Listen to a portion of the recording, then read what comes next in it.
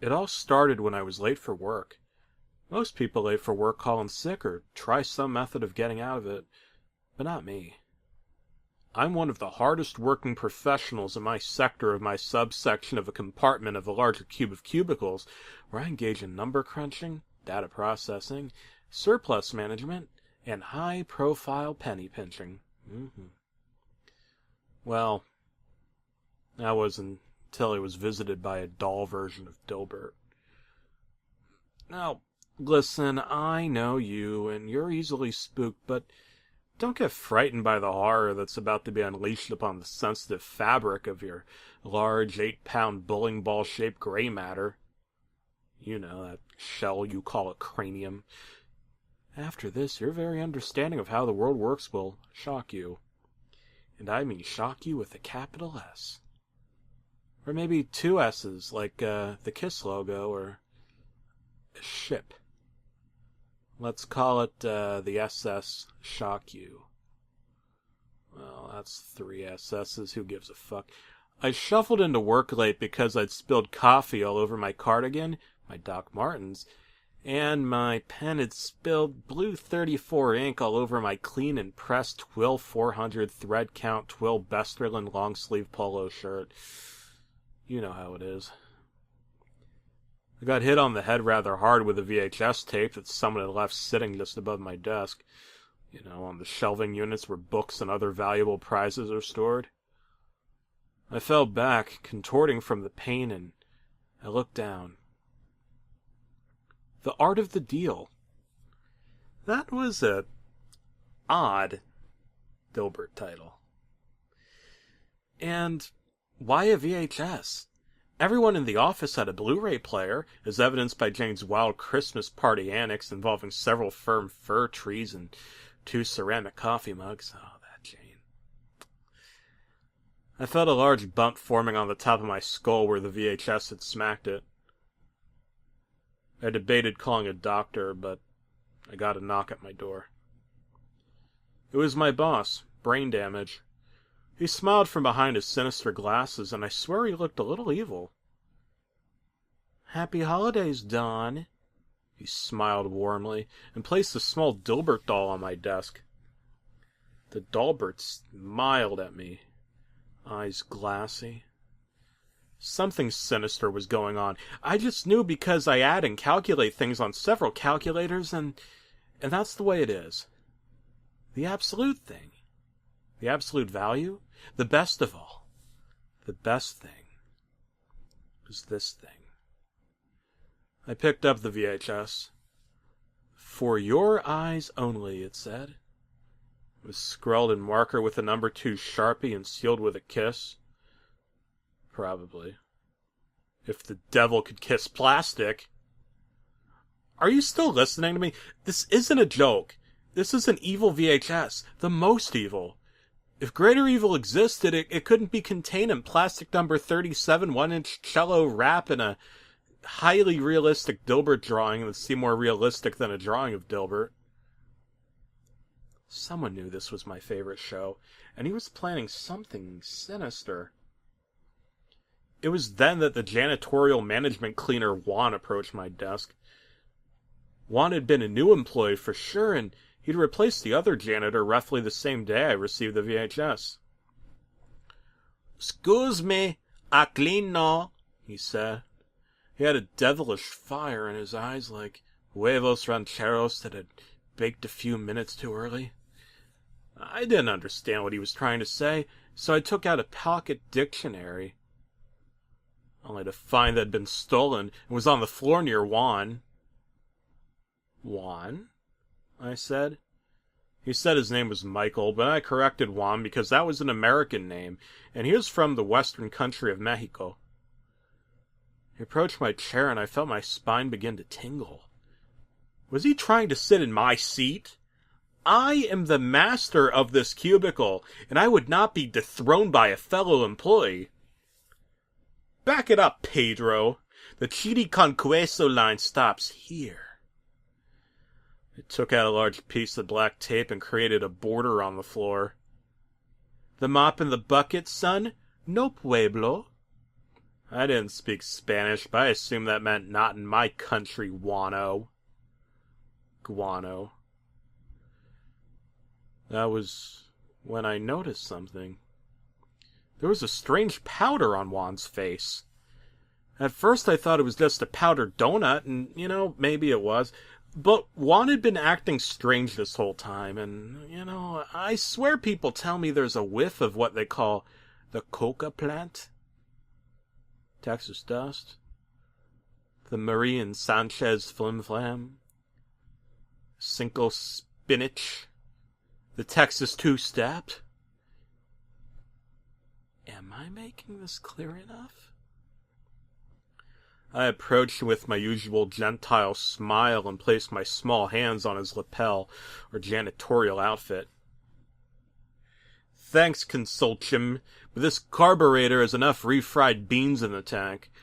I kindly request you sauce the others in the break room with con queso if you commingle with Sanchez handlebar. He just leered. Confused. Oh yeah, the tape. I didn't have a VHS player, so I couldn't watch it. If I had one, though, I guarantee you something scary. I was preoccupied with young Juan, an up-and-comer at the local office. And that doll. The Dollbert. It smiled at me. I don't know how, but the two seemed related. There was some conspiracy here.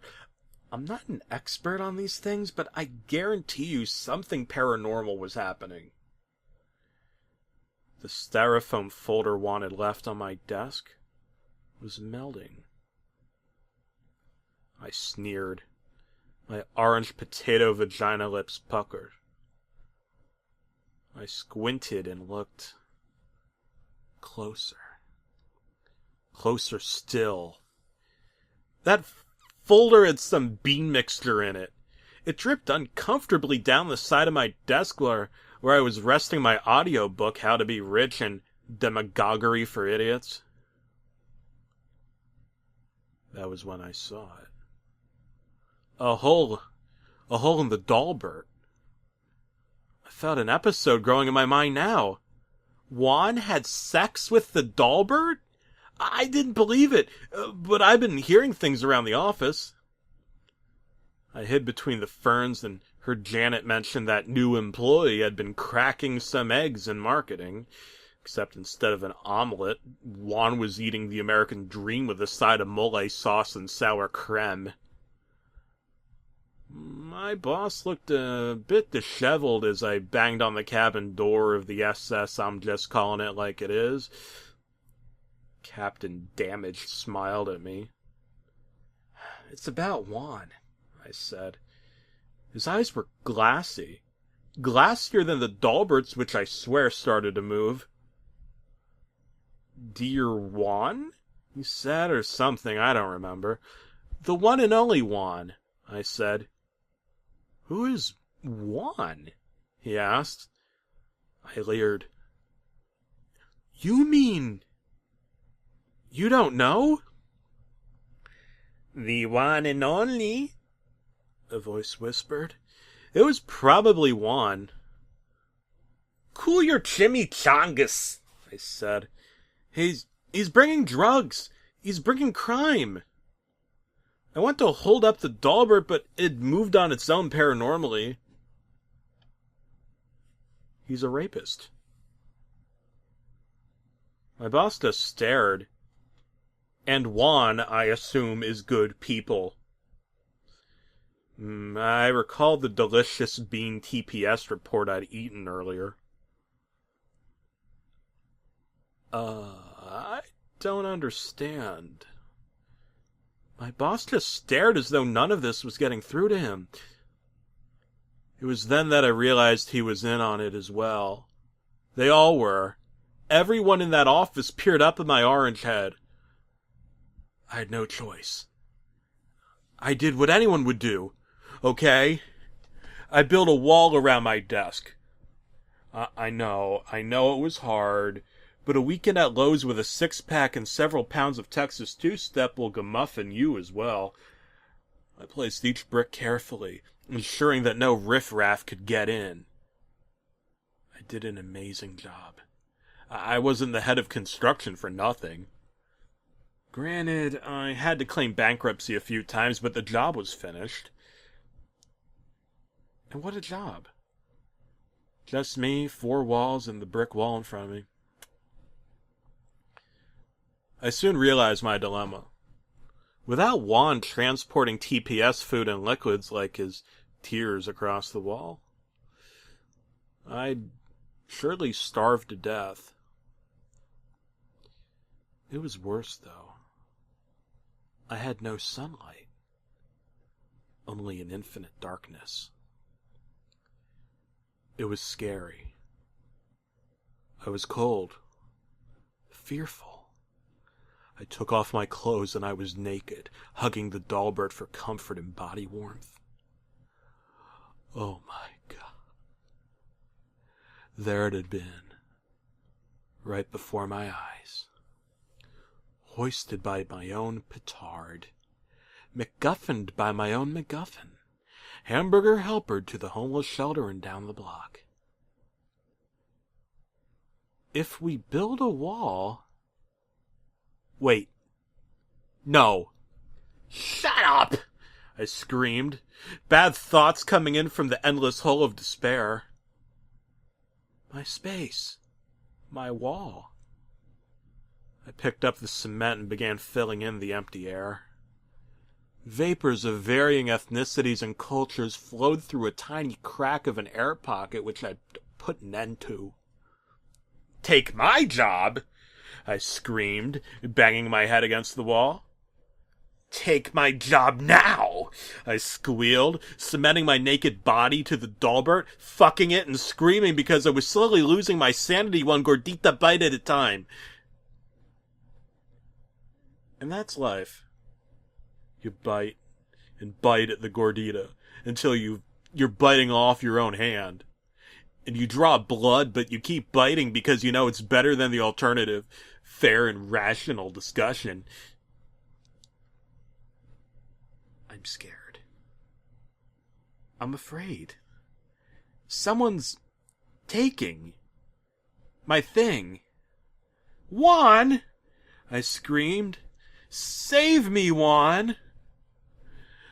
I began fucking the wall until I saw a familiar eye staring through the one brick I'd loosened with my quarter-inch genitals. Me gusta! He probably yelled. My ears were full of termites and lent from the cold noise of alternative viewpoints. Ugh. And then Juan did something I never thought he'd do in a million years. He began kissing me on the lips, sensually at first, but then more aggressively. I choked up pieces of refried beans, a dead rat, and a red hat that said, "Make America Great Again." The picture of Parmesan cheese on the cover of the hat. Juan! I screamed joyously. You saved me! You saved me from... myself. My apprentice. And from that day forward, every Tuesday was called Bring Your Cultural Lifesaver to Work Day. And good old Juan was there, with his many beautiful wives and mop-handleless accessories. I love Hispanics, and I learned a powerful lesson that day. You can have all the money in the world if you lie about how much you really have. Laughter is the best medicine, except if you're a cancer patient. And if you're missing the part of your brain that has compassion and empathy toward other human beings, you're probably already dead inside. And maybe that's where you belong. Buried in a wall until you learn that everyone is a terrible lot in life, and only reason can save us from the infinite regressive darkness and so. But what do I know? It's fiesta time. Mario brought ancient spaghetti from foreign lands. Paulo began playing football, also known as handball in Germany, whatever. Little Willis from France made a baguette that he baked just for this festive occasion. And me? Oh, I brought a hearty appetite and an even bigger understanding of cultural awareness. Oh, and the VHS, it was just a prank by Jane. She's a feisty one. You could say what she does around the water cooler after she's had a swig of the good old Doc Hannigan's. You should see that, but I love her, though. I love everyone. I take care of people. My good people that I do good jobs with. Good jobs. Good deals. Because I'm the best. The greatest. No one greater. And this greatness is better than good. Even people. Okay, some greater, but not as great. I am the best. There are no better. I the best. I the best. Me. The greatest. One top. Me. Me. Best. Best. Random gurgling because I swallowed my tongue.